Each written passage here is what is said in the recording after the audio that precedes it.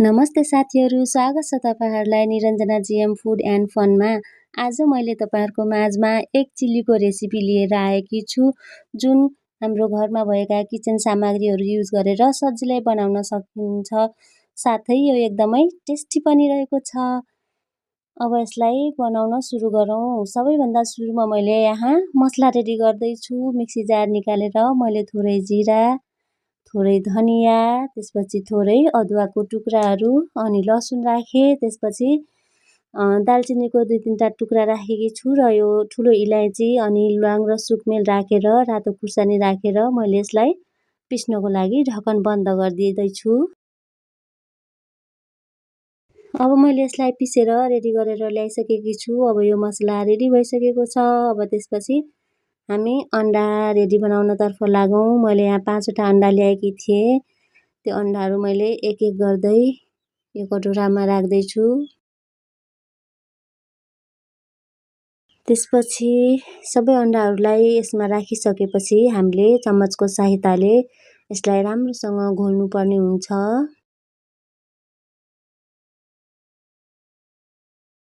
यसलाई अब हामीले घोलिसकेपछि एउटा ढक्कन बन्द हुने खालको भाँडो युज गर्नुपर्छ। मसँग टिफिन बक्स थियो। त्यो टिफिन बक्समा मैले थोरै तेल राखेकी छु। यो तेल चाहिँ अन्डा नटासियोस् भाँडोमा भनेर हामीले राख्नुपर्ने हुन्छ। तेल नराख्यो भने चाहिँ अन्डा टाँसिएर निस्किन गाह्रो हुन्छ। त्यसैले हामीले भाँडोमा तेल थोरै राखेर भाँडोको चारैतिर लगाएर हामीले यसमा अन्डा राख्नुपर्ने हुन्छ। अब अघि घोलेर राखेको अन्डालाई मैले यो टिफिनमा राख्दै छु। अब यसलाई ढक्कन बन्द गर्नुपर्छ। त्यसपछि मैले यहाँ यसलाई स्टिम गर्नको लागि एउटा कुकर लिएकी छु। कुकरमा थोरै पानी राखेर एउटा सानो कटोरा राखेर अन्डा राखेको टिफिन बक्स यसमा राखेर अब ढक्कन बन्द गरेर सिटी लाग्नको लागि छोडिदिनुपर्छ।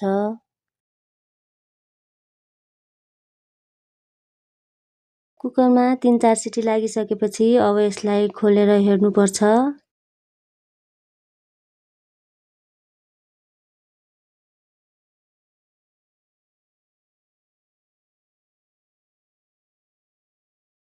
अब यो टिफिनलाई खोलेर हेर्दा यो राम्रोसँग स्टिम भइसकेको छ।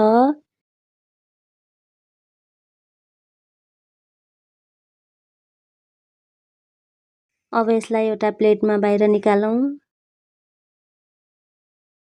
त्यसपछि कटिङ गर्न सजिलो हुन्छ भनेर मैले यसलाई अर्को साइडपट्टि पल्टाएर यसलाई मैले चक्कुको सहायताले कटिङ गर्दै छु।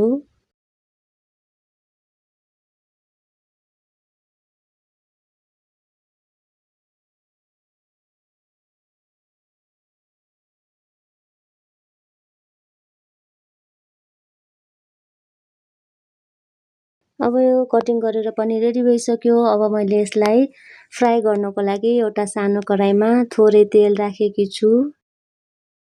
तेल तातिसकेपछि मैले कटिङ गरेर राखेको सबै अन्डाको पिसहरूलाई यसमा राखिदिए र राम्रोसँग चलाइदिनुपर्छ यसलाई।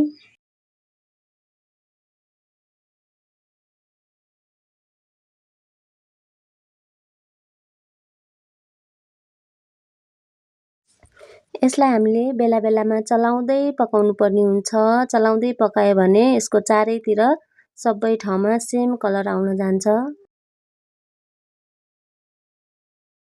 अब यसको कलर यतिको भइसकेको छ। अन्डाको कलर गोल्डन ब्राउन भइसकेको छ। अब हामीले यसलाई थोरै थोरै गरेर त्यसको तेल नितार्दै बाहिर निकाल्नु पर्ने हुन्छ।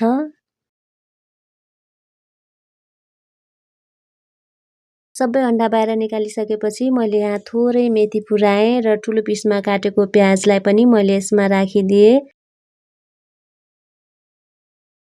प्याज राखिसकेपछि यसलाई एकछिन चलाउनु पर्छ। अब एकछिन प्याज नरम भइसकेपछि पिनेर राखेको मसलालाई पनि मैले यसमा राखेँ। मसला एकछिन भुटिसकेपछि अब यसमा मैले थोरै गरम मसला राखेँ। थोरै नुन राख्नुपर्छ। थोरै बेसार राख्नुपर्छ। त्यसपछि यसलाई फेरि पनि हामीले मिक्स गरिदिनुपर्छ। एकछिन मिक्स गरेर पाकिसकेपछि अब यसमा कटिङ गरेर राखेको क्याप्सिकमलाई पनि राखिदिनुपर्छ र मजाले चारैतिर मसला पुग्ने गरी चलाइदिनुपर्छ।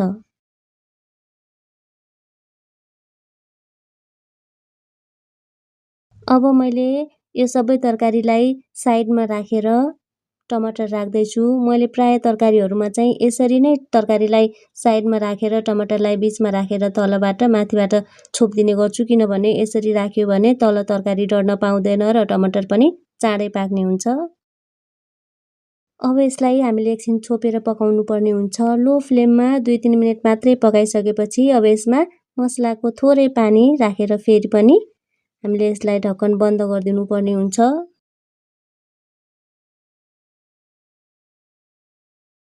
फेरि पनि 2-3 मिनट लो फ्लेममा पकाइसकेपछि यसलाई खोलेर हेर्दा लगभग टमाटर पाकिसकेको छ। अब टमाटरलाई पनियोको सहायताले यसरी थिच्दिनुपर्छ।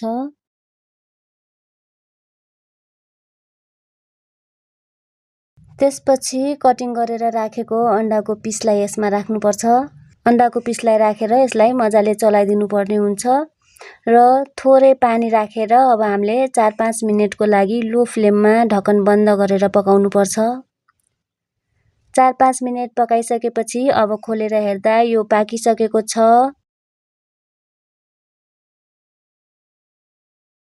अब यसलाई फेरि एकचोटि राम्रोसँग चलाउनुपर्छ र अन्त्यमा यसमा कटिङ गरेर राखेको धनियाँलाई माथिबाट राखेर थोरै चलाइदिनुपर्छ र यो अब खानको लागि रेडी भइसकेको छ। अब यसलाई सर्भ गरेर खान सकिन्छ। साथीहरू, तपाईहरुलाई यो भिडियो कस्तो लाग्यो? जस्तो लाग्यो त्यस्तै प्रतिक्रिया दिन नबिर्सिनुहोला। भिडियोलाई अन्त्यसम्म हेरिदिनु भएकोमा धेरै धेरै धन्यवाद र हाम्रो च्यानललाई सब्स्क्राइब गरेर सपोर्ट गरिदिनुहोला। फेरि अर्को भिडियोमा भेटौँला। Bye bye.